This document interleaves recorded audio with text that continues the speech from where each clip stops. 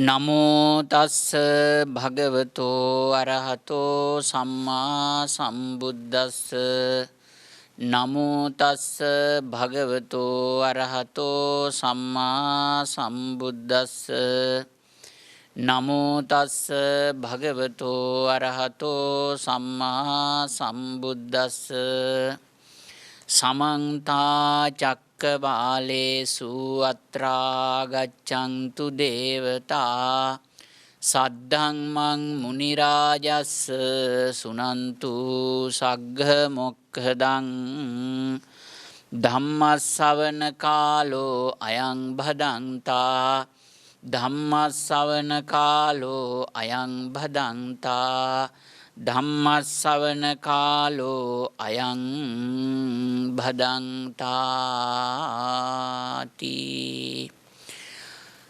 ආරකත්තා හතත්තාච කිලේසාරීන සෝමුනි හත සංසාර චක්ඛාරෝ පච්චයාදීන චාරහෝ නරහෝ කරෝති පාපානි අරහං තේන වුච්චති තී.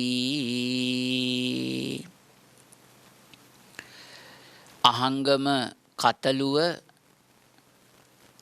අලවතුකිස්ස සිංගප්පූරු නිවසේ පදිංචි සිරිමා විජේපාල මෑණියන් වහන්සේ සමග පුතණුවන් දෙපළ වන අනූෂ දිනූෂ කියන මේ දෙපළ ඇතුළු ධර්ම ශ්‍රවණාබිලාසී ශ්‍රද්ධා බුද්ධි සම්පන්න කාරුණික පින්වත්නි, විජේපාල මෑණියන් වහන්සේ වගේම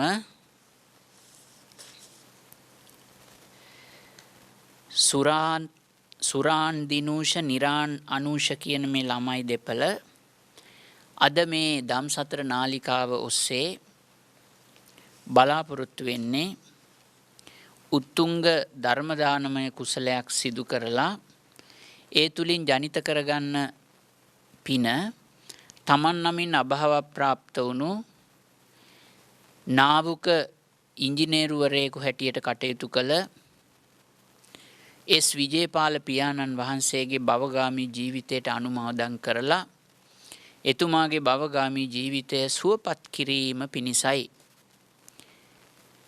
එතුමා සේවය කළේ එංගලන්ත නැව් සමාගමක නාවුක ඉංජිනේරුවරයෙක් හැටියට. ඉතින් ඒ ගත කළ රැකියාව තුළ ගත කළ කාලය මම දන්න හැටියට එතුමා ඊටාම උසස් විදියට මහේසාක්‍ය විදියට තමන්ගේ ජීවිතය ගත කළ සසරේ ඒ සඳහා අවශ්‍ය කරන පින එතුමාට තිබ්බා. ඒ වගේම කායිකව පමණක් නෙමෙයි මානසිකවත් ඊටාම ශක්තිවන්ත කෙනෙක්. ජීවිතයේ අවසානය දක්වා බොහෝම හොඳට හිටියා. අවසාන කාලේ අසනීපයක් ඇති වෙලා දරුවන්ගේ උපකාර, බිරිඳගේ උපකාර, ඒ වගේම ඊටාම උසස් වෛද්‍ය ප්‍රතිකාර ආදියත් ලැබලා බොහෝම සිහි කල්පනාවෙන් යුක්තව එතුමාගේ ජීවිතය අවසන් වුණා. එතකොට ඊටාම ආදරයෙන් තමන් සංග්‍රහ කරපු තමන්ගේ පුතුන් දෙපළ බිරිඳ අද කෘතවේදීව කළගුණ සැලකීමේ පින්කම් සිදු කරමින් එතුමාගේ භවගාමී ජීවිතය සැපවත් කරන්න කටයුතු කරනවා. විජේපාල පියාණන් වහන්සේ ජීවත් වෙලා ඉන්න කාලය තුල මේ දරුවෝ දෙන්න පවින් වැළැක්කුවා. ඒකට බුදුරජාණන් වහන්සේගේ ධර්මයේ පෙන්වන්නේ පාපා නිවාරෙන්ති කියලා. ඒ වගේම මේ දරුවන් දෙදෙනා යහපතේ හැසිරෙව්වා. සිරිමා විජේපාල මෑණියන් සමග එකතු වෙලා. ඒ වගේම මේ ළමයින්ට හොඳට ඉගැන්නුවා. ඒ වගේම සුදුසු කාලයේදී ආවාහ විවාහ කරලා දුන්නා. පතිරූපේන ධාරේන සමයේන. ඒ වගේම මේ ළමයිට නිවැරදි ආකාරයට සුදුසු දෙයක්, තියෙන දෙයක් ජීවිතයේ අවසාන කාලෙදී බෙදලා හදලා දුන්නා. මේ විදිහට ඒ පියාගේ යුතුයකම මේ මෑණියන් සමග මේ දරුවෝ දෙන්නට බොහෝම හොඳට ඉෂ්ට කළා. එතකොට ඒකට ප්‍රතිඋපකාරයක් හැටියට තමයි මේ පියාණන් වහන්සේගේ භවගාමී ජීවිතයට සැනසෙල්ලක් ඇති කරන්න මේ ධම්සතර නාලිකාව ඔස්සේ වැවුරුකන්නල බුදුරජ මහ වෙහෙරපති අතිපූජනීය කරතොට පඤ්ඤා සීලා බිදහන නායක ස්වාමීන්ද්‍රයන් වහන්සේගේ ඒ වගේම ධම්සතර කාර්ය මණ්ඩලයේ අවවාද අනුශාසනා පරිදි අද දවසේ මේ පින්කම සිද්ධ කරන්නේ. ඉතින් මම කල්පනා කළා මේ විජේපාල පියාණන් වහන්සේ බොහොම සැදැහැති කෙනෙක් නිසා මං කල්පනා කරා මේ ශ්‍රද්ධාවට මූලික පදනම සකස් කරන මේ අරහතුන් වහන්සේලා තුල හටගන්න උන්වහන්සේලා තුල ඉපදීමෙන් අපිට ප්‍රයෝජනවත් වෙච්ච අරහං කියන මේ ಗುಣ විශේෂය පිළිබඳව අද පුංචි දේශනාවක් සිද්ධ කරලා ඔබගේ సంతానගත ශ්‍රද්ධාව වැඩි දියුණු කරන්නට ඕන කියලා. ඉතින් පින්වත්නි අපේ බුදුරජාණන් වහන්සේ ප්‍රමුඛ මේ සම්බුද්ධ ශාසනය තුල පහළ වෙච්ච අරහතුන් වහන්සේලා කෙනෙකු පිළිකුල් සහගත දෙයකින් බියකරු තැනකින් ඈත් වන්නාසේ ඒ බුද්ධ ආදී ආර්යයන් වහන්සේලා කෙලෙස් සතුරන්ගෙන් දුරු වෙච්ච නිසා තමයි උන්වහන්සේලාට මේ අරහ කියන වචනේ පාවිච්චි කරන්නේ. ඒ විතරක් නෙවෙයි උන්වහන්සේලා හරියට සතුරන් නසන රණ සූරයන්සේ තමාගේම సంతానගත ක්ලේශයන් නැති කළා. ඒ විතරක් නෙවෙයි ඔබ දන්නවා මේ සංසාර චක්‍රේ ගරාදි හැටියට සැලකෙන අවිද්‍යා සංකාර විඥාන නාම රූප සලායතන ස්පර්ශ වින්දන ඒ වගේම තෘෂ්ණා මේ ආදී සියල්ල සසරේ අපිට දුක උරුම කළා. මේ සංසාර චක්‍රේ ගරාදි සියල්ල සිඳ දැමීම නැමැති කාරණාව මේ අරහං කියන වචනයට ආර්ය කියන වචනයට සම්බන්ධයි. එතකොට ඒ විතරක් නෙවෙයි පූජනීයත්වය පූජනීය ස්වභාවය හටගන්නෙත් මේ අරහං කියන වචනයෙන්. ප්‍රතිපත්තිමය වශයෙන් තියෙන පූජාවන් සහ සියලුම ආමිෂ පූජාවන්ට සුදුසු වීම මේ අරහ කියන වචනය පාවිච්චි කරනවා. ඒ විතරක් නෙවෙයි රහසින්වත් මේ අරහතුන් වහන්සේලා කයින් වචනයෙන් මනසින් පාපයක් සිදු නොකරන නිසා මේ අරහ කියන වචනේ පාවිච්චි කරනවා. දැන් මූල ටීකාවල අරහං කියන වචනය පාවිච්චි වෙලා තියෙන්නේ අට කතාවල සුදුසුයි කියන අර්ථය. බුදුරජාණන් වහන්සේ ප්‍රමුඛ සෝවාන් සකදාගාමි අනාගාමි අරහත් කියන මාර්ගඵලවලට පත්වෙච්ච කීනාශ්‍රවයන් වහන්සේලා තුල පැවතිච්ච මේ අරහං ගුණය පදනම් කරගෙන සුදුසු කියන අර්ථයක් ඒකට ඇවිල්ලා තියෙනවා. මොනවටද මේ සුදුසු වෙන්නේ? උන්වහන්සේලා තුල සුදුසුකම් ගොඩයි. හැබැයි මේ සුදුසුකම් අතර ප්‍රධානතම සුදුසුකම තමයි අරහතුන් වහන්සේ නමක් තුල තිබෙන දක්ෂිනාර්හ භාවය. දක්ෂිනාර්හ භාවය කියලා කියන්නේ කල්පනා කරන්න සිරිමා විජේපාල අම්මා දක්ෂිනාර්හ භාවය කියලා කියන්නේ අනාගතයේ ලෞකික ලෝකෝත්තර ඵල අපේක්ෂාවෙන් විජේපාල මෑණියන් වහන්සේ ඒ වගේම දිනූෂ අනූෂ කියන මේ දරු අනාගතයේ ඵල අපේක්ෂාවෙන් මේ සම්බුද්ධ ශාසනයට චීවර පිණ්ඩපාත සේනාසන ගිලානප්පච්චය ආදී යමක් අතහැරියා නම් අන්නේ අතහරින දේ පිළිගන්න සුදුසුයි කියන එක තමයි අරහං කියන වචනේ අර්ථය.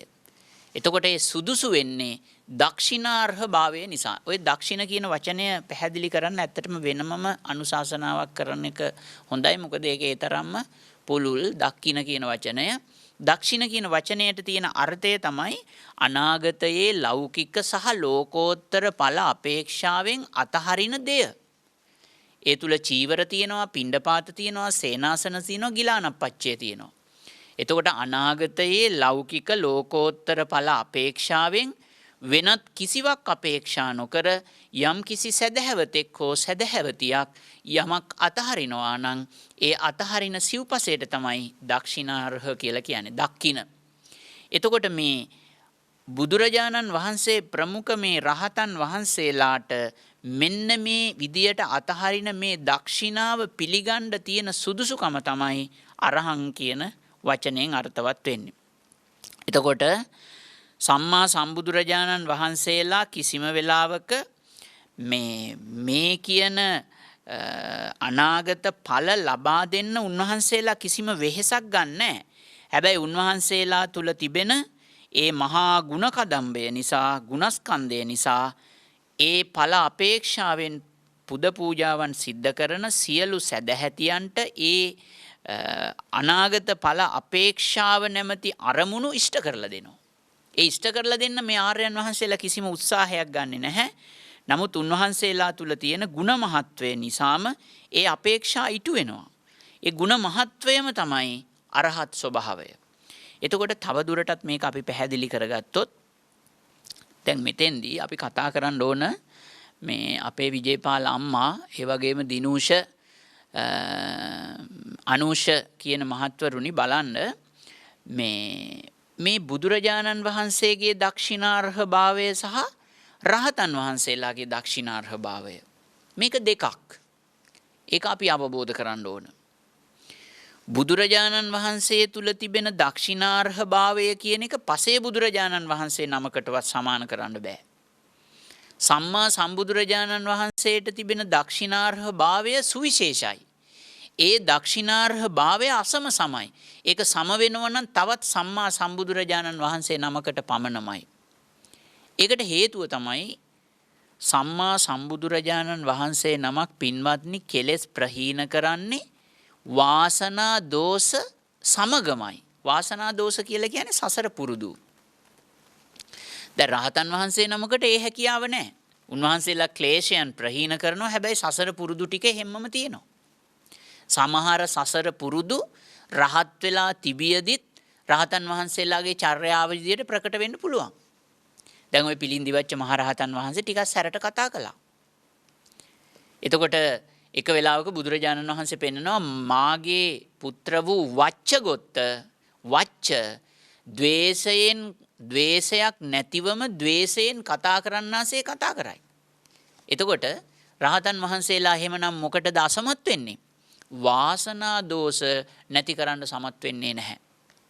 හැබැයි බුදුරජාණන් වහන්සේලා වාසනා දෝෂ එක්කම කෙලෙස් ප්‍රහීන කරනවා. සමහර වෙලාවට රහතන් වහන්සේ නම බලනකොට රාගයෙන් බලන්නාසේ, ද්වේෂයෙන් බලන්නාසේ, මෝහයෙන් බලන්නාසේ අපිට පේන්න පුළුවන්. හැබැයි සම්මා සම්බුදුරජාණන් වහන්සේ නමක් අප දෙස බැලුවොත් උන්වහන්සේලාගේ බැල්ම පවා වීත දෝෂයි, වීත මෝහයි, වීත රාගයි.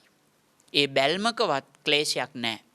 ඒ නිසා මේ අරහං කියන මේ ස්වභාවය බුද්ධෝත්පාද කාලයක ෂණ සම්පත්තිය ලබාගත් ඔබට වාසනාවක්. ඒ සම්බුද්ධ ශාසනය තුල ඉන්න ඔබ මේ අරහත් භාවයට තමයි මේ පුදන්නේ. ඒ ගුණය අපිට මේ ලෞකික භාෂාවක වචන වලින් පින්වත් මෙහෙම විග්‍රහ කරන්න බෑ. ඉතින් ඇත්තටම සම්මා සම්බුදුරජාණන් වහන්සේලාගේ මේ දක්ෂිනාර්හ භාවය කියන එක ඇත්තටම විග්‍රහ කරගන්න අමාරු එකක්. ඒක ලෙහෙසියෙන් පහසුවෙන් විග්‍රහ කරන්න පුළුවන් එකක් නෙවෙයි. ඒක නිර්වචනය කරන්න අමාරුයි. ශ්‍රද්ධාවෙන්ම තේරුම් ගත යුතු එකක්. තර්කවලට නගලා විතර්කවලට නගලා අපිට ඔය මේ දක්ෂිනාර්හ භාවය එහෙම නැත්නම් අරහත් භාවය කියන එක මේ අරහං ගුණය කියන එක ඒ ගුණ ධර්මයේ පිළිබඳ අපිට තේරුම් ගැනීම හැකියාවක් නැහැ. දැන් ඔය මේ වචන මාත්‍රයෙන් කියවෙන මේ ගැඹුරු ධර්ම කාරණාව තේරුම් ගන්න අපිට පුළුවන් මේ ඔබ අහලා ඇති අපේ බුදුරජාණන් වහන්සේගේ වේලාම කියන ආත්මය. වේලාම සූත්‍රයේ තමයි ඒක තියෙන්නේ. එතකොට වේලාම කියලා කියන්නේ ਸਰව ප්‍රකාරයෙන්ම ධනවත් වෙච්ච අසිරිමත් බ්‍රාහ්මණයෙක්. ඒ වේලාම බ්‍රාහ්මණයාගේ දානය පිළිබඳව බුදුරජාණන් වහන්සේ පෙන්නනවා මොනවද? රිදී බඩු පිර වූ රිදී කාසි පිර වූ රන් තැටි. රන් බඩු පිර වූ රන් කාසි පිර වූ රන් තැටි. ඒ වගේම සත් රුවන් පිර වූ ලෝහ භාජන.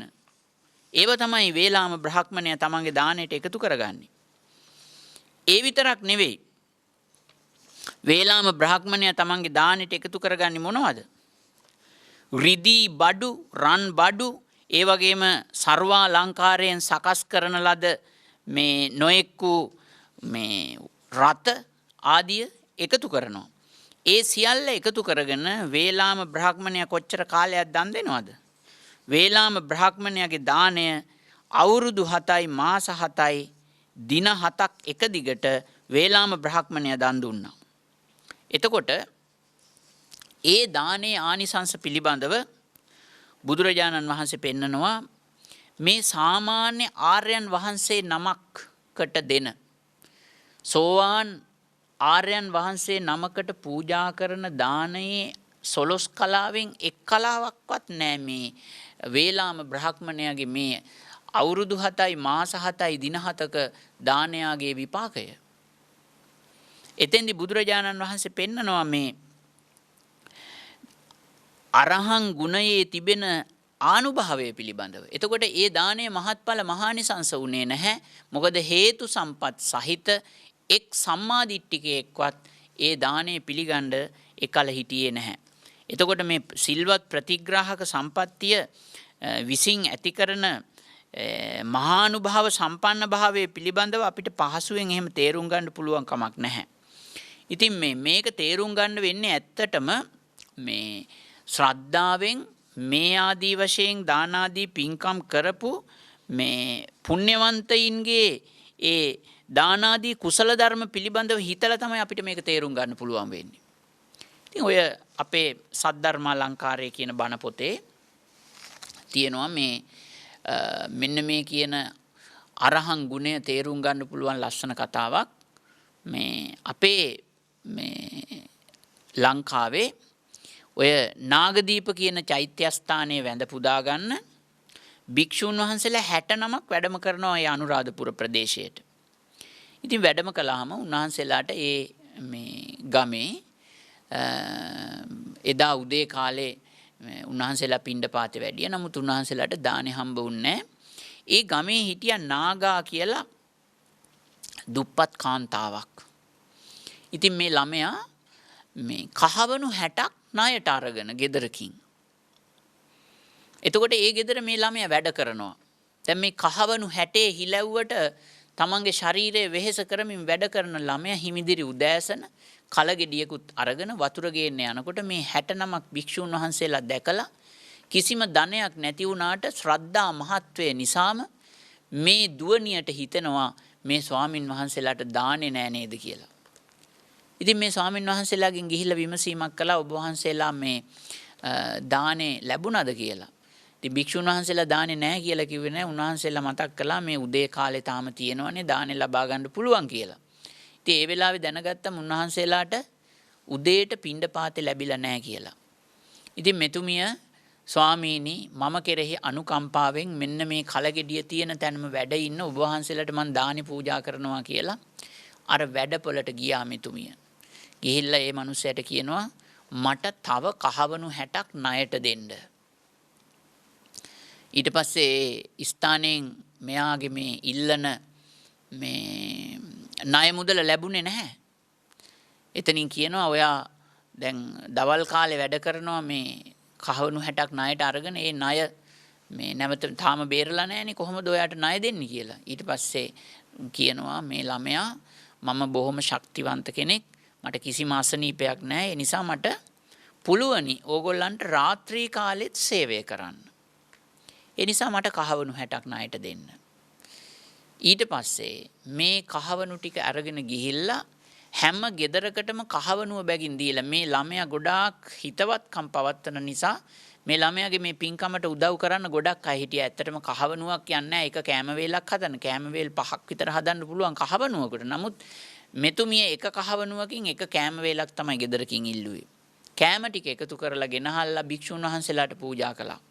පූජා කරලා ඒ ස්වාමින් වහන්සේලාට මතක් කළා මම මේ කොහොමද මේ ශනිකව ඔබ වහන්සේලාගේ පුණ්‍යානුභාවය නිසා මට මේ දානේ මේ විදියට ණයට අරගෙන ඉක්මනට සකස් කරගන්න පුළුවන් වුණා කියලා. සතුටු වුණා. ඊට පස්සේ මේ ස්වාමින් වහන්සේලා ප්‍රධාන ස්වාමින් වහන්සේ කතා කරලා කියනවා ඇවැත්නි මේ ගෑනු ළමයා අපේ අම්මා නෙවෙයි. ඒ වගේම අපේ සහෝදරියකුත් නෙවෙයි. මේ දරුවා අපේ ඥාති දුවකුත් නෙවෙයි. අපි කෙරෙහි සීලය සහ ගුණය කියන එක පිළිබඳ විශ්වාසයක් ඇති කරගෙන අනාගතයේ ලෞකික ලෝකෝත්තර ඵල අපේක්ෂාවෙන් තමයි මේ ශරීරයේ විකුණලා මේ දරුවා අපිට මේ දානේ දුන්නේ. ඒ නිසා සරාගිකව නම් මේ දානය වළඳන එක සුදුසු නෑ කියලා මේ භික්ෂුන් වහන්සේලා 69 ලොකු අදිෂ්ඨානයක් ඇති කරගත්තා. එහෙම ඇති කරගෙන ඒ ස්ථානවල තිබිච්ච ඒ රුක්ක මූලික සෙනසුන් වලට වෙලා ටික වෙලාවක් මුන්වහන්සේලා ඍජු සිතින් යුක්තව තමා පෙර පුරුදු කරපු විදර්ශනා භාවනාවන් වඩන්න පටන් ගත්තා. බලන්න චිත්ත ධෛර්යය මුන්වහන්සේලා උදේ වරුවේම අරහත් තත්ත්වයට පත් වුණා. ඊට පස්සේ තමයි උන්වහන්සේලා මේ දුප්පත් නැගණියට ජීවිතේ අපේක්ෂා කළ ලෞකික ලෝකෝත්තර ඵලය මේ මොහොතේම ලබා දෙන්න ඕන කියලා උන්වහන්සේලා ඒ දානෙ ටිකත් අරගෙන ඒ දාණය ඒ වනාන්තරයේම ඉඳගෙන වෘක්ෂ දේවතාවුන් වහන්සේලාගේ සාදුකාර මාධ්‍යයේ දන් වැළඳුවා. උන්වහන්සේලා අරහත් ත්වයට පත් වෙනකොටම ඒ ගස්වල ඉඳපු දෙවිවරු සාදුකාර දුන්නා. ශ්‍රමණ කෘත්‍ය සම්පූර්ණ කරගත්තා. ශ්‍රමණ කෘත්‍ය සම්පූර්ණ කරගත්තා. මුන්වහන්සේලා ලෝකේ අනාදිමත් කාලයක් තිස්සේ සසර දුක් විඳ ඒ සියලු දුක්ඛ දෝමනස්යන් මුන්වහන්සේලා මේ වනාන්තරය තුලම නැති කළා. අපිට සන්තෝසයි කියලා සාදුකාර දුන්නා. ඊට පස්සේ ඒ දෙවියන්ගේ සාදුකාර මාධ්‍යයේම තමයි අර නාගා කියන දුවගේ දාණය වැළඳුවේ. එතකොට මේ දෙවිවරු සාදුකාර දෙනකොට රජතුමාගේ ඡත්‍රයට අධිග්‍රහිත වෙච්ච දෙවියනුත් සාදුකාර දෙන්න පටන් ගත්තා. රජතුමා කියනවා මම මෙච්චර දන් දෙනවා මට කිසිම සාදුකාරයක් නැහැ. ඔබ කාගේ දානයකටද මේ සාදුකාර දෙන්නේ කියලා. ඊට පස්සේ ඒ දෙවියන් සඳහන් කරනවා ඔබගේ දානය වගේ නෙවෙයි. මේ නාගා විසින් දුන්නු දානය අග්‍රදානයක් කියලා. මේ දානයේ විපාකයෙන් භික්ෂුන් වහන්සේලා 69ක් අරහතුන් වහන්සේලා බවට පත් වුණා. ඒ නිසා ඒ දානය අග්‍රදානයක් කියලා වර්ණනා කළා. ඊට පස්සේ රජතුමා කවුද මේ නාගා කියන්නේ කියලා හොයලා බලලා ඒ ගෑනු ළමයා සම්පූර්ණයෙන්ම ණය වලින් නිදහස් කරලා ඒ ප්‍රාන්තයේ දේශපාලන නායිකාව බවට පත් කළා. එතුමිය රජ වුණා. ජීවිතයේ අවසාන මොහොත දක්වාම සම්බුද්ධ ශාසනය තුල ඊටාම ඍජු ලෙස හැසිරුණු ඇය බොහෝ පින්දහම් කරගෙන දෙව්ලොව උපන්නා. බලන්න මේක තමයි අරහං ගුණයේ තියෙන මහානුභාව සම්පන්න ස්වභාවය. එතකොට මම හිතනවා සිරිමා විජේපාල මෑණියන් අනූෂ දිනූෂ කියන මේ දරුවන් දැන් හෙට දවසේ දානයක් පූජා කරන්න ලේස්ති කරගෙන ඉන්නවා. එතකොට ඒ දානය පූජා කරන්නෙත් මේ ආර්යයන් වහන්සේලාට. බුදුරජාණන් වහන්සේ ජීවමානයි ලෝකේ ධාතු පරිනිර්වාණය වෙනකන්. උන්වහන්සේගේ ස්කන්ධ පරිනිර්වාණය, ක්ලේශ පරිනිර්වාණය පමණයි තාම වෙලා තියෙන්නේ. ධාතුන් වහන්සේලා මේ තුන් ලෝකෙම වැඩ ඉන්නවා. එතකොට ධාතු පරිනිර්වාණය සිද්ධ වෙනකන් ඔබ හැම දිනාටම ආර්ය ගුණය පෙරටු කරගෙන ෂණ සම්පත්තිය ලබාගත් මේ ජීවිතය තුල කරන හැම කුසලයකම විපාකය ඔබට අග්‍ර ඵලයක් හැටියට ඔබේ ජීවිතය තුල නිර්මාණය වෙනවා. ඒ නිසා ගෞරවය ඇති කරගන්න මේ අරහං භාවය පිළිබඳව මම වැඩිපුර මේ මාතෘකාව තෝරන්න හේතුව මේ දවස්වල ගොඩාක් අරහතුන් වහන්සේලා ඉන්නවනේ මේ ඔය සමාජ ජාලා වෙබ් අඩවි වල හරියට රහතන් වහන්සේලා. ඉතින් ඒ නිසා අරහත් තත්වයේ කියන එක පිළිබඳව හරියට තේරුම් අරගෙන ඒ රහතුන් වහන්සේලාගේ අනුශාසනාවන් ශ්‍රවණය කළාට කමක් නැහැ. ගොඩක් අය බුදුරජාණන් වහන්සේගේ මේ නෛර්යානික ධර්මයේ විකෘති කරලා වසර 5000ක් පළනෙලා ගන්න තියෙන ඉදිරි පරම්පරාවට තියෙන මහා සම්පත්තිය විනාශ ස්වභාවයට පත් කරන්න උත්සාහ කරමින් ඉන්නවා. ඒ බවත් ඔබ මේ අරහං ගුණ කතාවේදී තේරුම් ගත යුතුයි. එතකොට මම ඔය සඳහන් කළේ නාගාට විපාක දුන්නේ ඒ බුදුරජාණන් වහන්සේලාගේ අරහතුන් වහන්සේලාගේ තිබිච්ච අරහං කියන ගුණයේ මහානුභාව සම්පන්න භාවය. ඒ විතරක් නෙවෙයි. මට තව කතාවක් මතක් වෙනවා.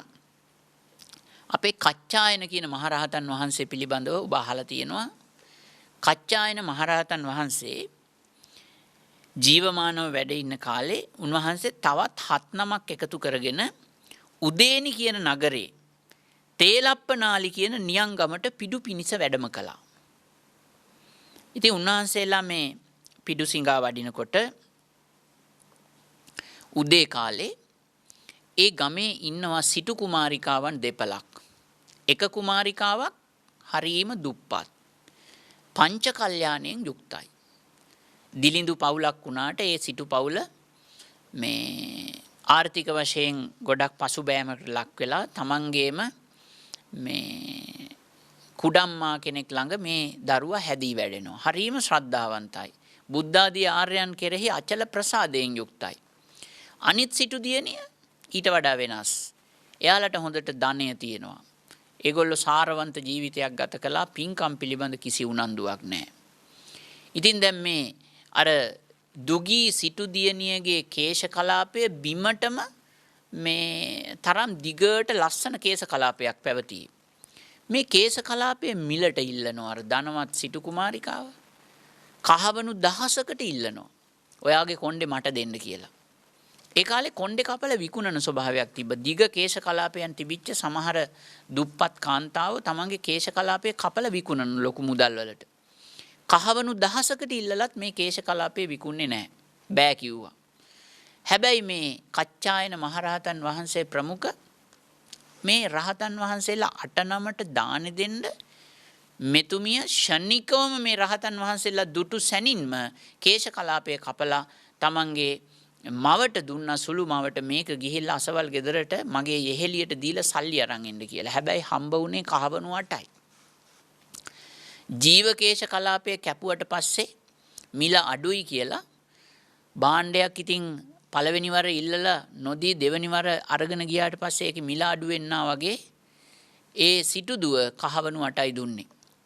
ඒ කහවණු 8ෙන් සකස් කරපු දාණය තමයි එදා කච්චායන මහරහතන් වහන්සේ ප්‍රමුඛ රහතන් වහන්සේලා 8-9ට පූජා කළේ. ඉතින් කච්චායන මහරහතන් වහන්සේ අහනවා අර මේ දුවගේ සුළු මවගෙන් අහනවා මේ දානේ මේ කවුද මේ දානේ පූජා කරන්නේ? ඊට පස්සේ කියනවා මගේ දුව තමයි මේ දානේ පූජා කරන්නේ. මේ එයාගේ කොණ්ඩේ කපලා තියෙන්නේ. ඒ නිසා එයාට එළියට එන්න විදියක් නැහැ කියලා. ඉතින් මහරහතන් වහන්සේ කතා කරනවා කමක් නැහැ එන්න කියන්න බලන්න කියලා. එහෙම කියනකොටම මෙතුමිය රහතන් වහන්සේලා කෙරෙහි තිබිච්ච අචල ගෞරවය නිසා ඉක්මනින්ම අර කාමරය ඇතුලෙන් එළියට ඇවිල්ලා උන්වහන්සේලාට පසඟ පිහිටුවල වැන්දා. ඒ වන්දනා කරන මොහොතේම අර කේශ කලාපයේ තිබුණු විදියට ඒ විදියටම පිහිටියා. ඒ විතරක් නෙවෙයි. රහතන් වහන්සේලා ආශිර්වාද කළා ඔබට සියලු යහපත සැලසේවා කියලා. ඒ දානයත් අරගෙන ඒ කච්චායන මහරහතන් වහන්සේ එදා එතනම තියාගෙන දානි වැළඳුවේ නැහැ. පිණ්ඩපාතේ බෙදුවට පස්සේ කච්චායන මහරහතන් වහන්සේ ඒ දානයත් අරගෙන චණ්ඩපජ්ජෝත කියන රජතුමාගේ කංචන වන කියන අඹ උයනට වැඩම කළා. එතකොට ඔබ මේ කතාව මතක තියාගන්න මේ අරහං ගුණය ගැන තමයි මේ අපි කතා කරන්නේ. මේ හැබැයි බුදුරජාණන් වහන්සේගේ දක්ෂිනාර්හභාවය නෙවෙයි මේ කතා කළේ. එතකොට මේ ධර්මදේශනාවට තවත් ධර්මදේශනාවක් කරන්න ඕන. ඒක ඉතුරු ටික ඔබට පැහැදිලි කරන්න. දැන් මේ අපි කතා කළේ රහතන් වහන්සේලාගේ දක්ෂිනාර්හ ගුණය.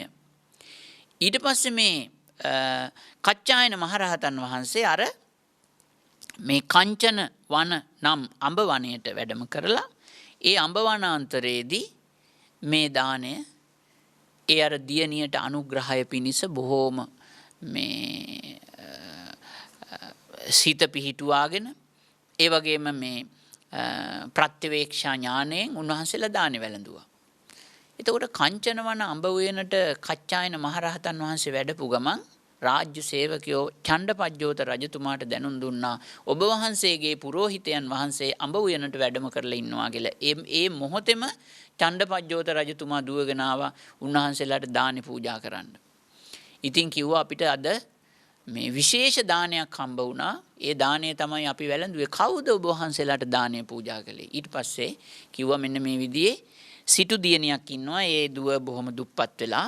හැබැයි එතුමියගේ කේශ කලාපය කපලා විකුණලා අද අපිට මේ 8-9ට දානි පූජා කළා කියලා. ඒ මොහොතේම චණ්ඩපජ්ජෝත රජතුමාට මේ ශ්‍රද්ධාවන්ත තැනැත්තිය කවුද කියලා දකින්න ආශාවක් පහළ වුණා. මේ තැනැත්තිය දැක්ක මොහොතේම රජමාලිගාවේ අග්‍රමහේසිකා තනතුර ලබා දුන්නා. බලන්න රහතන් වහන්සේලාගේ තියෙන අරහත් භාවයේ ආනුභාවය. දැන් අද ඉන්න රහතන් වහන්සේලාටත් මෙහෙම දානයක් දුන්නාම මේ වගේ ඵල හට ගන්නවද කියලා ඔබ බලන්න පරීක්ෂා කරලා. අද ලංකාවේ කොච්චර අරහතුන් වහන්සේලා ඉන්නවද? එතකොට ඒ අරහතුන් වහන්සේලාටත් මේ වගේ සිව්පසය පූජා කරාට පස්සේ ඒ ඵලය හට ගන්න ඕනනේ. එතකොට තර්ක කරાવી එහෙනම් දෙන අයගේ සීලයක් නැහැ කියලා. ඉතින් ඔක්කොම දුස්සීලියව නෙමෙයිනේ කොච්චර ඉන්නවද පන්සිල් ආරක්ෂා කරන අය. එතකොට මේ විදියට දැන් මම ඔය සඳහන් කළේ රහතන් වහන්සේලා තුල තිබෙන දක්ෂිනාර්හ ගුණය පිළිබඳව. ඊට පස්සේ මේ අග්‍රමහේසිකාව චණ්ඩපජ්ජෝත රජතුමා සමග බොහෝම හොඳට පුණ්‍ය දහම් සිද්ධ කරමින් එතුමිය ජීවිතයේ අවසානයේ දක්වාම කර්මානුරූපව ජීවත් වුණා. මේ සම්බුද්ධ ශාසනයේ ඊටාම උසස් උපාසිකාවක් බවට පරිවර්තනය වුණා. එතකොට මේ කාරණාවන් වලින් දැන් මේ කතාවේදීත් අපිට පේන්නේ මේ කච්චායන මහරහතන් වහන්සේ ප්‍රමුඛ ඒ රහතන් වහන්සේලා තුල තිබෙනවා අර අනාගත ඵල අපේක්ෂාවෙන් ලෞකික ලෝකෝත්තර ඵල අපේක්ෂාවෙන් සිදු කළ ඒ සිටු දියණියගේ දානයේ විපාකය මිහිපිටම ප්‍රතිඵල බවට පරිවර්තනය කරන්න. මේ සම්බුද්ධ ශාසනයේ තියෙන අරහතුන් වහන්සේලාගේ මේ ගුණයේ තියෙන මහානුභාව සම්පන්න භාවය තමයි මේ දක්ෂිනාවට සුදුසුයි කියන ගුණය. එතකොට අපි හැමදාම ඉතිපිසෝ ගාතාව කියනකොට අරහං අරහං අරහං කියලා කොච්චර අපි කියනවද? එතකොට ඔබ කල්පනා කරන්න මුන්වහන්සේලා රහසින්වත් කයින් වචනයෙන් මනසින් පවක් නොකලාය. ඒ විතරක් නෙවෙයි. කෙලෙස් සතුරන් ජය ගන්න රණ සූරයෙක් වගේ තමාගේ సంతానගත ක්ලේශයන් නැති කරපු උත්තමයන් වහන්සේලා. ඒ විතරක් නෙවෙයි. මුන්වහන්සේලා පුංචි අය නෙවෙයි ප්‍රතිපත්ති පූජාවන්ට ආමිෂ පූජාවන්ට සුදුසු අය. ඒ විතරක් නෙවෙයි මුන්වහන්සේලා කිසියම් පිළිකුල් දෙයක් තමන් අතහරින්නාසේ කෙලෙස් ඇතහැරපු අය. ඒ විතරක් නෙවෙයි මුන්වහන්සේලා සංසාර චක්‍රයේ ගරාදි හැටියට සැලකෙන මොනවද? අවිද්‍යාව, සංකාර, විඥාන, නාම රූප, සලආයතන, ස්පර්ශ, වින්දන, තෘෂ්ණා, ජාති ජරා ව්‍යාධි මරණ ශෝක පරිදේව දුක්ඛ දෝමනස් උපායාස කියන මේ සියලු සසර ගරාදි සිඳ දැමූ උත්තමයන් වහන්සේලා. ඒ විදිහේ එවැනි ධර්ම කරුණු මාත්‍රයෙන් තමයි මේ අරහං ගුණය කියන එක අපි තේරුම් ගන්න ඕන. වෙන ක්‍රමවලට මේක තේරුම් ගන්න බෑ.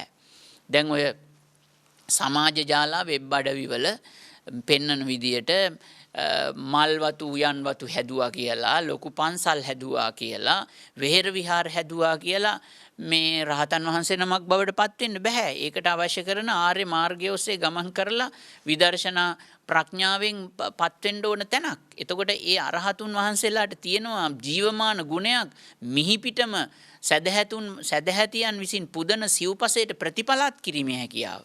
එතකොට ඒකම අපිට පරීක්ෂා කරලා බලන්න පුළුවන්. ඒ විතරක් නෙවෙයි ඔබ දන්නවා පුන්න දුගියගේ කතාව.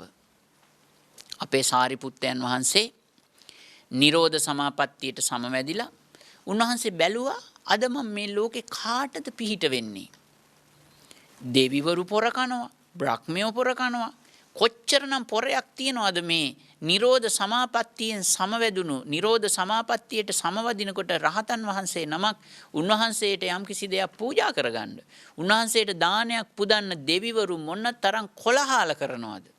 මොනතරම්නම් මේ උත්සාහ දරනවද? එතකොට ඒ දෙවිවරුන්ට සිටුවරුන්ට රජවරුන්ට තියෙන අවස්ථාව සාරිපුත්තයන් වහන්සේ කල්පනා කළා. ඊටාම දුප්පත් සැදැහැති ජෝඩුවක් ඉන්නවා. ඒ තමයි පුන්න සහ පුන්නගේ බිරිඳ. ඒගොල්ලන්ට හරියට ඉන්න ගයක් නැහැ. බැලුවා ඒ දුප්පත්කමට වඩා මේගොල්ලන්ගේ මානසික පොහොසත්කම උසස් ත්‍රි හේතුක උපතක් ලැබපු දෙදෙනෙක් මේ දෙදෙනාට මාගේ මේ නිරෝධ සමාපත්තියේ ආනුභාවය කියලා උන්වහන්සේ පුන්නගේ කුඹුරටම වැඩියා. පුන්න උදේ පාන්දරම ටිකක් කේන්ති යන කෙනෙක් නිසා ඇත්තටම සාරිපුත්තයන් වහන්සේ බලන්න මොනතරම් අනුකම්පා සහගතද කියලා. දෙවියන්ගේ බ්‍රහ්මයන්ගේ රජවරුන්ගේ මැති ඇමතිවරුන්ගේ රාජ භෝජන ප්‍රතික්ෂේප කරලා මේ කිසිම රසක් නැති නීරස ආහාර පාන ටික ගන්න ගියේ කොයිතරම්නම් අනුකම්පා සහගතද උන්වහන්සේලා. ඇත්තටම මේ උදේ පාන්දර මොකටද මේ පුන්නගේ කුඹුරට උන්වහන්සේ වැඩියේ? පුන්න කියලා කියන්නේ හොඳටම කිපෙන කෙනෙක්, ෂණික කෝපේ තිබිච්ච කෙනෙක්, කේන්ති යන කෙනෙක්. එයාගේ හිත නිවන්න ඕන නිසා තමයි උදෑසනම මේ පිං-ඵලය මතුකරන්න කුඹුරට වැඩම කළේ. උන්වහන්සේ වැඩ ඉන්නවා ඒ අසල තිබිච්ච ගසක් යට මේ සංසුන්ව පුන්න දුගියා ගිහිල්ලා බොහෝම ශ්‍රද්ධාවෙන් අනේ මුන්වහන්සේත් මාගේ මේ දුප්පත් මේ ශේස්ත්‍ර භූමියට වැඩම කළා නේද කියලා පාත්‍රයට වතුර එකක් සහ දැහැට්ටක් තමයි පූජා කරගන්න ලැබුණේ. කිසිවක් පුන්න ළඟ අඩුතරමින් තේ එකක්වත් තිබ්බේ නැහැ සාරිපුත්තයන් වහන්සේට පූජා කරන්න. ඊට පස්සේ උන්වහන්සේගේ බලන්න අනුකම්පාව එතනින් වැඩම කරලා පුන්නගේ බිරිඳ ආහාර ටික අරගෙන එන මගටම වැඩියා. අද කාලේ ස්වාමීන් වහන්සේලාත් එහෙමද කියලා ඔබ හිතලා බලන්න. අද කාලේ කොයිතරම් පහසුවක් ස්වාමීන් වහන්සේලාට තියෙනවද? පිණ්ඩපාත චාරිකාව ලංකාවේ අද අඩුයි. ඒව ගිලිහිලා ගිහිල්ලා නැවත ඒව ප්‍රතිස්ථාපනය කරන්න ඕන. ඇත්තටම කියනවා නම් මේ මම ධර්ම දේශනා කරන මට පවා මේ පිණ්ඩපාතේ වැඩම කරපු අත්දැකීම් හරි අඩුයි. හැබැයි සමහර ප්‍රදේශවල ස්වාමීන් වහන්සේලා මේ බුද්ධාදී ආර්යයන් වහන්සේලාගේ මේ උතුම් ලක්ෂණය ක්‍රියාවට නංවනවා. ඒක පැසසිය යුත්තක් ඒ ස්වාමීන් වහන්සේලාගේ. ඉතින් මේ පුන්න දුගියාගේ බිරිඳ කෑම ටික අරගෙන එනකොට එතුමිය හිතනවා අපිට දෙන්න දෙයක් තියෙනකොට ආර්යයන් වහන්සේ නමක් නැහැ. ආර්යයන් වහන්සේ නමක් මුණ ගැහෙනකොට පූජා කරගන්න දෙයක් නැහැ. අද මං කොච්චර වාසනාවන්තද? ඊට පස්සේ අර ගෙනාපු දාණය පාත්‍රයට පිළිගන්නකොටම සාරිපුත්තයන් වහන්සේ භාගයක් බෙදනකොට අත වැහුවා. ඉතින් මේ කාන්තාව කියනවා අනේ ස්වාමීනි මේ දාසියගේ මෙලව පිළිබඳව හිතලා මෙලව සහ පරලොව කියන උභයාර්ථය පිළිබඳවම හිතලා මේ ආහාර ටික ඔක්කොම පිළිගන්න කියලා. ඊට පස්සේ තමයි සියලුම ආහාර ඒ පාත්‍රයට පුරවලා බෙදන්නේ. මේ දාසිය මේ මෙතුමිය නැවත ගෙදර යනවා. නැවත ගෙදර ගිහිල්ලා දෙවනි වර උයාගෙන ටිකක් ප්‍රමාද වෙලා තමයි කුඹුරට එන්නේ. ඉතින් පුන්න කිපිලා කෝටුපාර දෙයි කියලා හිතලා ගවයන් මඩවන කෙවිතෙන් තලයි කියලා හිතලා ඈත ඉඳන්ම මෙතුමිය කෑ ගහලා කියනවා අද ඔබ හිත පහදවා ගන්න මම හොඳ පින්කමක් කළා දානයක් පූජා කරගත්තා කියලා ඈත ඉඳන්ම පුන්නගේ හිතට වදින්න හයියෙන් කෑ ගහලා කිව්වා. බලන්නකෝ මේ විවාහ ජීවිතයේ තියෙන තමන්ගේ ස්වාමියාගේ ස්වභාවයේ තේරුම් අරගෙන අනුකම්පාවෙන් ඉන්න බිරිඳක්නේ. කිපෙන ගති තියෙන ස්වාමියාට කොයිතරම් ප්‍රේමයෙන් යුක්තව ඒ පුන්නගේ බිරිඳ කටයුතු කළාද? ඒ දෙදෙනාටම ලැබිච්ච සම්පත්තිය නෙමේ. මේ දෙදෙනා අතර අසමගිකම් තිබුණා නම් සාරිපුත්තයන් වහන්සේ මෙතෙන්ට වැඩම කරයිද?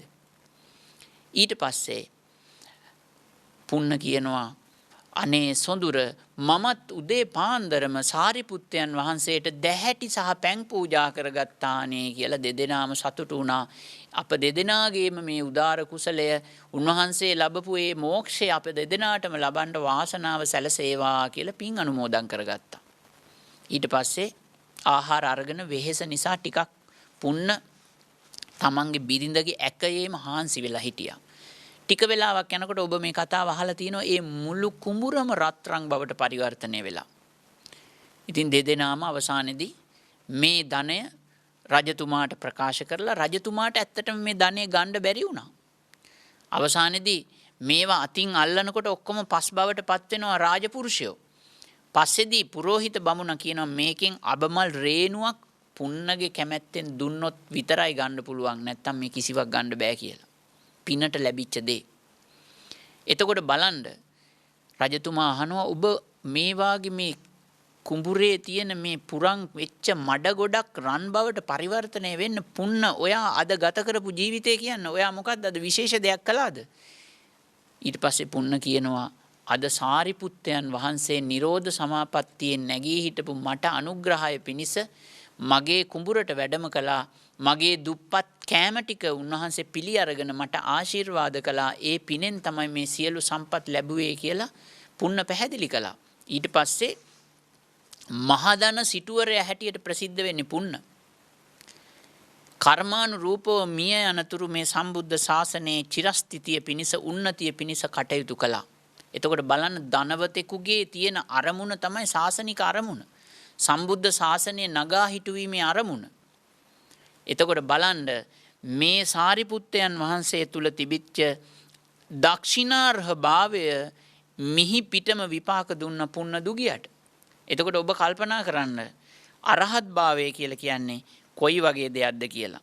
එතකොට මේ විදියට අස්පනා පිටම යම්කිසි පරිත්‍යාගයක විපාක එන්න නම් සම්පatti 4ක් තියෙන්න ඕන කියලා පුන්න සිටුවරයාගේ කතාවෙන් අපිට ප්‍රකට වෙනවා.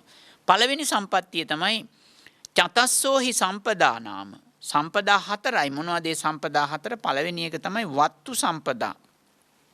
ඒ කියන්නේ රහතන් වහන්සේ නමක් ඉන්න ඕන මේ දානෙ පිළිගන්න.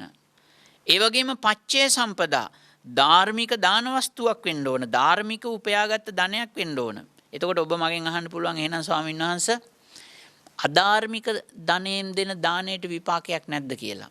අධාර්මික ධනෙන් දෙන දාණයටත් විපාකයක් තියෙනවා. හැබැයි අද ලැබිලා හෙට නැති වෙනවා. අධාර්මික දානයේ විපාක ඒක. ඒ නිසා මම යෝජනා කරන ඔබට ඔබ අධාර්මික රස්සාවක් නම් කරන්නේ දානයක් දෙන්න ලේස්ති වෙනවා නම් ඔබ ගිහිල්ලා කුලී වැඩ කරන්න කොහේ හරි. ශරීරය වෙහෙසලා කුලී වැඩ කරලා මහන්සියෙන් හම්බ කරන ධනය ඒ දාණයට වියදම් කරන්න. ඒකට හේතුව කුමක්ද? ඔබ කෝටි ගාණක් අධාර්මික ධනය වියදම් කරලා ඔබේ අතට අපි හිතමු අද ට්‍රිලියන ගාණක මුදලක් ධනයක් සම්පත්තියක් ආවා කියලා. ඒක හෙට නැති වෙනවා නම් ඔබට වැඩක් නැහැනේ. එතකොට ඒ වගේ දේවල් තමයි ඔය අධාර්මික දානවල විපාක වලින් වෙන්නේ. හැබැයි ධාර්මික දානයක් පූජා කරොත් හත්මුතු පරම්පරාවක් ඒක විනාශ කරන්න බෑ කාටවත්. දෙවියෙකුට බ්‍රහ්මයෙකුටවත් පැහැර ගන්න බෑ ධාර්මික දානයක ආනිසංසය. පහුගිය දවසේ මගේ හිතවත් වෙද මහත්මයෙක් කියනවා මේ ස්වාමීන් වහන්සේ මම කරල් ඇහිඳලා දානයක් දුන්නා කියලා. ඒ සත්පුරුෂ දාන සූත්‍රයේ තියෙනවා අනුග්‍රහිත චිත්තෝ දානං දේති කියලා. අනුග්‍රහිත චිත්තෝ දානං දේති කියලා කියන්නේ තමන්ටත් අනුන්ටත් පීඩාවක් නැති දානය. ඒ කියන්නේ මේ දාණය එහෙනම් දාණයට පාවිච්චි කරපු ධනය ධාර්මිකයි. ධාර්මික ධනයකින් දෙන දේ නම් අපිට සදාකාලික සැප පිණිස පවතින්නේ. ඒ සඳහා ධාර්මික ධනයක්ම යොදවන්න ඔබ උත්සුක වෙන්න. එතකොට ධාර්මික ධන සම්පත්තියක් වෙන්න ඕන මිහිපිට විපාක දෙන්න. ඒ විතරක් නෙවෙයි චේතනා සම්පත්තිය. දැන් බලන්න සාරිපුත්තයන් වහන්සේට දාන දෙන්න පෙර මොහොත. ඒ වගේම දාන දෙන වෙලාව දානේ දුන්නට පස්සේ අර කුඹුරට ගිහිල්ලා ඒ පුන්නගේ බිරිඳ එක්ක සතුටු වෙච්ච විදිය. ඒ දානේ පිළිබඳව හිතලා. ඒ වගේම නාගා තමන්ගේ දානේ දෙන්න ඉස්සෙල්ලාම හිතන මොහොත නාගා කියන ඒ තැනැත්තිය කහවණු මේ 60ක් තමන් ගිහිල්ලා ගන්න මොහොත. ඒ වගේම ඒ දානය පූජා කරලා අවසන් වෙයි. పూర్ව මුංචන අපර කියන මේ හැම අවස්ථාවකදීම සිත සෝමනස්ස සහගත වුණා, ඥාන සංපයුක්ත වුණා, අසංකාරික වුණා. එතකොට සෝමනස්ස සහගත දිට්ඨිගත සංපයුක්ත අසංකාරික සිතකින් ඥාන සංපයුක්ත සිතකින් පූජා කරපු දාන බවට පරිවර්තනය වුණා අරහතුන් හමුවේ. එතකොට මේකට කියනවා චේතනා සම්පත්තිය කියලා.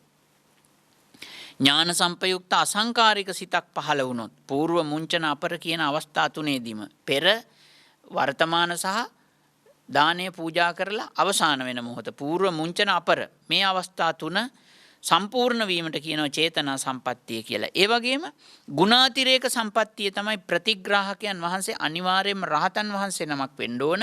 ඒ විතරක් නෙවෙයි ඒ රහතන් වහන්සේ සද්දිනක් निराහාරව නිරෝධ සමාපත්තියට සමවැදිච්ච කෙනෙක් වෙන්න ඕන. එතකොට බලන්න සසරේ අපිට මේ වාගේ සම්පත්තියක් එන්න අපි කොයි තරම්නම් ඒකට සුදුසුකම් සපුරාගත යුතුද? ඔබ හිතනවාද පහසුවෙන් මේ නිරෝධ සමාපත්තියට සමවැදිච්ච දෙවියෙකුටවත් බ්‍රහ්මයෙකුටවත් නැති අවස්ථාවක් අපිට උදා කරගන්න පුළුවන් වෙයි කියලා? සසර ජීවිතේ නිවන් අවබෝධ කරගන්න පුංචි පිනක් නෙමෙයි අපි සපුරාගෙන තියෙන්න ඕන. පෙරම් පුරන්න ඒ නිසා. ඔබ අද මේ කරගෙන යන පුංචි පුංචි දේවල් ටික එකතු වෙලා කවදා හරි දවසක ඔබේ ජීවිතයේ මේ සසරේදී ඒ වගේ අග්‍ර ඵලයක් නිර්මාණය වෙලා මේ විමුක්තිලාභය ඔබේ අතටපත් වෙන්න පුළුවන්. බැරි නෑ. පුංචි පුංචි පින්කම් අපි මේ සුළු කොට සලකන්න නරකයි. සමහර වෙලාවට ආත්ම ගණන් බුදුරජාණන් වහන්සේට වන්දනා කරන එකේ පින. ආත්ම ගණන් උන්වහන්සේට දැහැත් ගිලන්පස පූජා කරන එකේ පින. ආත්ම ගණන් අපි මේ පංචශීලාදී සුළු සුළු ශික්ෂාපද ආරක්ෂා කරන එකේ පින කවදා හරි දවසක මෝරා ගිය දවසක ඔබට ඔබේ ජීවිතයේ සියලු සමුච්ඡේද වශයෙන්ම මේ සියලු කෙලෙෂයන් ප්‍රහීන කරලා දාලා ලෞතුරා ශාන්තියටපත් වෙන්න ඔබට අවකාශ සැලසෙනවා. ඒ නිසා සැනසීම ඇති කරගන්න සිරිමා විජේපාල මෑණියන්ට ඒ වගේම අනූෂ දිනූෂ කියන මේ දරුවන්ට ලොකු සතුටක් අද එන්න ඕන. තමන්ගේ ආදරබර පියාණන් වහන්සේ රජෙක් වගේ ජීවත් වුණේ එංගලන්තේ නැව් සමාගමක ඊටාම මහේසාක්‍ය විදියට ඉංජිනේරුවරයෙක් හැටියට සේවය කළ එතුමා බොහෝසේ පින් කරගත්ත කෙනෙක්. විශේෂයෙන් එතුමා මේ ආශ්‍රය නිශ්‍රය කරපු විහාරස්ථාන දෙකක් මම මේ වෙලාවේදී සිහිපත් කරනවා. ඒ ගාල්ල මේ දේවාතුර ගංගාරාම විහාරස්ථානයේ ධම්මික ස්වාමීන්ද්‍රයන් වහන්සේ, ඒ වගේම කතලුවේ සුගතසිරි ස්වාමීන්ද්‍රයන් වහන්සේ කියන මේ දෙනමම ඊටාම සමීපව මේ නායක ස්වාමීන්ද්‍රයන් වහන්සේලා ආශ්‍රය නිශ්‍රය කරමින් එංගලන්තේ නැව් සමාගමක ඉංජිනේරුවරයෙක් හැටියට කටයුතු කළ එස් විජේපාල ඉංජිනේරු පියාණන් වහන්සේ බොහෝසේ පින්කම් කරගත්ත තමන්ගේ ජීවිතේ. ඉතින් පහුගිය දවසෙත් මම දන්න හැටියට මේ සුරාත් ඒ වගේම නිරාන් කියන මේ දරුවන් සිරිමා විජේපාල මෑණියන් සමග මේ විහාරස්ථානවලට තාත්තා එංගලන්තයේදී අනුභව කරපු එයා කැමැතිම උසස් විදියේ ආහාර පාන ආදී ගිහිල්ලා පූජා කරලා තමන්ගේ තාත්තට පින් දුන්නා කියලා සඳහන් කළා. විශේෂයෙන් මේ ධර්ම දේශනාවට මාවම සම්බන්ධ කරගන්න කියලා මේ පවුලේ ඥාතිවරියක් වන ගම්පොළ ප්‍රදේශයේ ජීවත් වෙන රම්‍යලතා මහත්මිය උපදෙස් දීලා තියෙනවා. මම එතුමියත් මේ වෙලාවේ සිහිපත් කරලා මේ ධර්ම දානයාගේ ආශිර්වාදයේ ජීවිතයට සමීප වීමෙන් සැප සතුට සොම්නස ලැබේවා. විශේෂයෙන් මේ වසංගත කාලේ ඔබේ ජීවිතයට ආයුරාරෝග්‍ය භාග්‍ය ආදී සැප සම්පත් සැලසේවා කියලා ප්‍රාර්ථනා කරනවා. දැන් මේ වෙලාවේ කල්පනා කරන්න ඔබ හැමෝම මෙතෙක් වේලාවක් මේ අරහන් ගුණය පිළිබඳව ඉදිරියේදීත් මම කරන ධර්ම දේශනාවලදී මේ විදියට මේක ඉතුරු කොටස් දේශනා කරනවා. දැන් අද අපි කතා කරේ රහතන් වහන්සේලාගේ දක්ෂිනාර්හ ගුණය කියන එක. ඊට පස්සේ බුදුරජාණන් වහන්සේගේ දක්ෂිනාර්හ ගුණය පිළිබඳ තවත් දේශනාවක් මම මේ විදියට මේ ධම්සතර නාලිකාව ඔස්සේම සිදු කරන්න බලාපොරොත්තු වෙනවා. ඔබට ඒව ශ්‍රවණය කරන්න ලැබේවි. ඒ ධර්ම දේශනාවන් ශ්‍රවණය කරලා ඔබගේ දහම් දැනුම වැඩි දියුණු කරගෙන අචල වූ මනසකින් ජීවත් වෙන්න ඔබ හැම දිනාටම ශක්තිය ධෛර්ය වාසනාව සැලසේවා කියලා මම ප්‍රාර්ථනා කරනවා. දැන් කල්පනා කරන්න එස් විජේපාල පියාණන් වහන්සේ වෙනුවෙන් මේ ධම්සතර නාලිකාව ඔස්සේ මේ සිදු කරන ධර්ම දානමය කුසලයාගේ ආනිසංස බලය එතුමාට අනුමෝදන් වෙලා එතුමාගේ භවගාමී ජීවිතයේ සුවපත් වේවා. එතුමාට සැනසීම ඇති වේවා.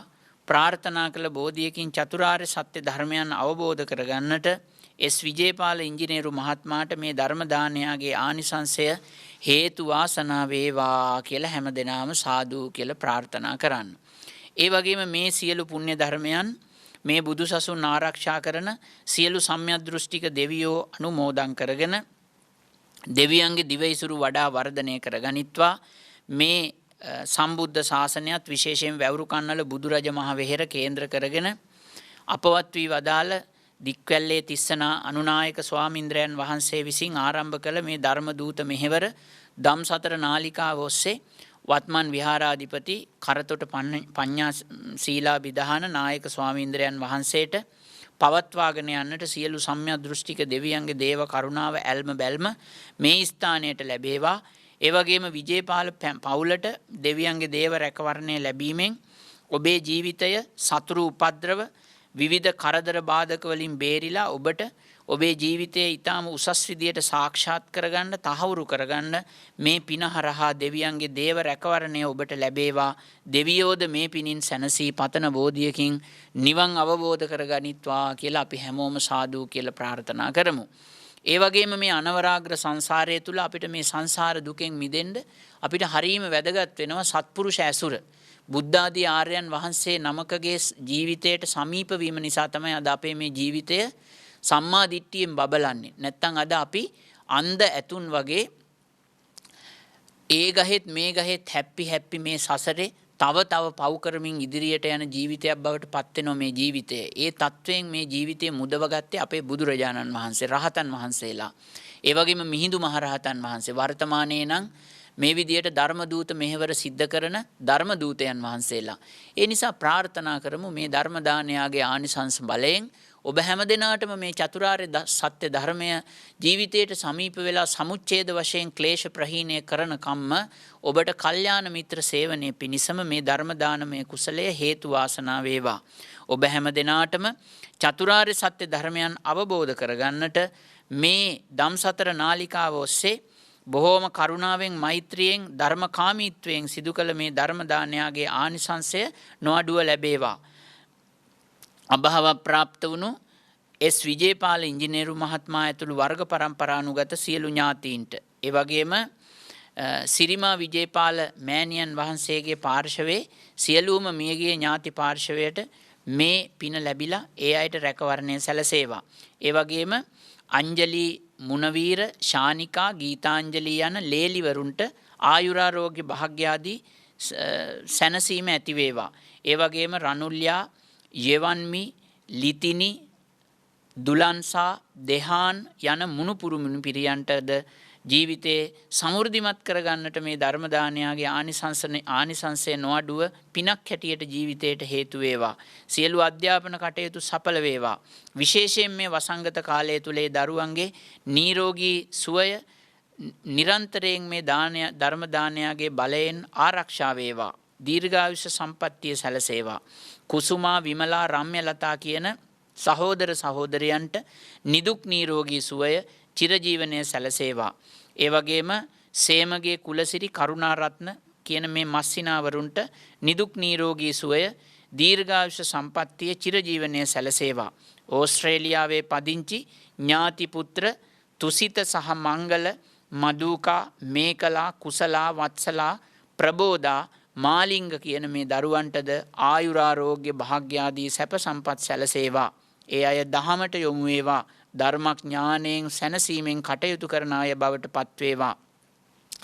වැවුරු කන්නල මේ ධර්මදූත මෙහෙවර දක්ෂිණ ලංකාවේ ආරම්භ කරලා මේ දක්ෂිණ ලෝකය සුපසන් දිවි මාවතකට යොමු කරන්න කටයුතු කළ කරුණාවෙන් යුක්තව සියලු දෙනාගේම සුඛ විහරණය පිළිබඳව සොයා බලමින් මේ විහාරස්ථානය ලෝකයේ ජගත් කීර්තියට පත් කරන්න කටයුතු කළ අපවත් වී වදාළ වැවුරු කන්නල බුදුරජ මහවෙහෙරපති අතිපූජනීය දික්වැල්ලේ තිස්සාබිදාන නායක ස්වාමීන්ද්‍රයන් වහන්සේ මේ පින් අනුමෝදන් කරගෙන උන්වහන්සේ පැතූ බෝධියකින් චතුරාර්ය සත්‍ය ධර්මයන් අවබෝධ කරගනිත්වා. වත්මන් විහාරාධිපති කරතොට පඤ්ඤාසීලා බිදාන නායක ස්වාමීන්ද්‍රයන් වහන්සේ ඇතුළු මේ විහාරස්ථානයේ සියලුම භික්ෂුන් වහන්සේලාටද ආයුරාරෝග්‍ය භාග්‍යාදී සැප සම්පත් සැලසේවා. ධර්මදේශනාව සිදු කළ ගෞරවනීය ස්වාමින් වහන්සේටද නිදුක් නිරෝගී සුවය චිරජීවනය ප්‍රාර්ථනා කිරීම මේ ධර්මදේශනාවේ තවත් අරමුණක්. ඒ වගේම ධම්සතර කාර්ය මණ්ඩලයේ අපේ සිසිල් මහත්මයා ප්‍රමුඛ මේ හැම දිනාටම ආයුරාරෝග්‍ය භාග්‍යාදී සැප සම්පත් පිණිස මේ ධර්ම දානයාගේ ආනිසංසය නොඅඩුව ලැබේවා. අවසාන වශයෙන් ඔබ අප හැම දිනාටම මේ බියකරු සසර දුක් කෙලවර කරලා ලබන ජාත්‍යාදී දුකින් නිදහස්ව ලබන අමා මහ නිවන් පිණිසම මේ ධර්ම දානයාගේ ආනිසංසය තවත් කුසල ධර්මයක් හැටියට අපේ ජීවිතයට පිහිටාවා. සියලු දෙනාම ලෞතුරා ශාන්තියටම පත්වේවා කියලා හැම දෙනාම සාදු කියලා ප්‍රාර්ථනා කරමු. ආකාසට්ඨා ච බුම්මට්ඨා දේවා නාග මහිද්దికා පුඤ්ඤන්තං අනුමෝදිත්වා චිරං රක්칸තු ලෝක සාසනං. ආකාසට්ඨා ච බුම්මට්ඨා දේවා නාග මහිද්దికා පුඤ්ඤන්තං අනුමෝදිත්වා චිරං රක්칸තු දේශනං. ආකාසට්ඨා ච බුම්මට්ඨා දේවා නාග මහිද්దికා පුඤ්ඤන්තං අනුමෝදිත්වා චිරං රක්칸තු ත්වං සදාති.